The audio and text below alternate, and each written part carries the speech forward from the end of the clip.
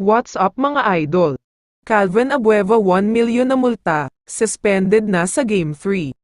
Pero bago mo sana ipagpatuloy ang panonood mo, ay huwag mong kalimutan na mag-subscribe bilang suporta sa aking YouTube channel. Maraming salamat idol. Bago ang balita tungkol kay Calvin Abueva, may isang napakabigat na balita muna tayo tungkol kay Justin Brownlee.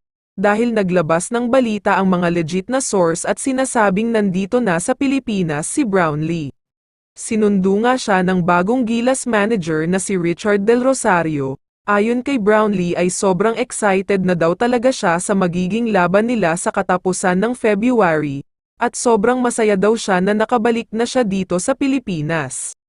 Samantala, pag-usapan na natin ngayon ang napakainit na balita tungkol kay Calvin Abueva. Dahil ayon sa mga source ay pinatawag na daw ni Commissioner Willie Marcial itong si Calvin Abueva para kausapin.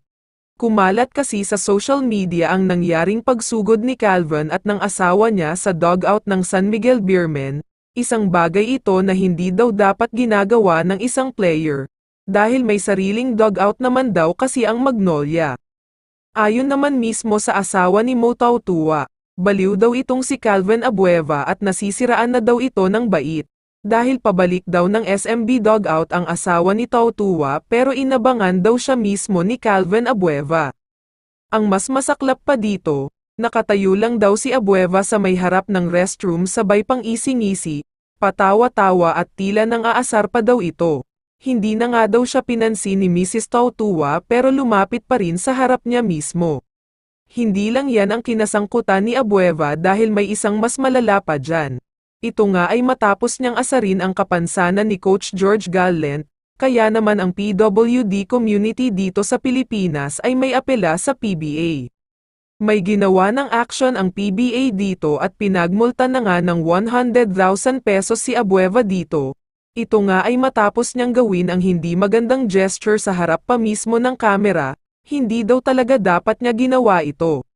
Ang 100,000 ay multa lang sa ginawa niya kay Coach George. Wala pa dyan yung sinugod niya ang asawa ni Tautua, pati na ang pagmumura niya sa harap ng kamera at paghahamon na makipagsuntukan.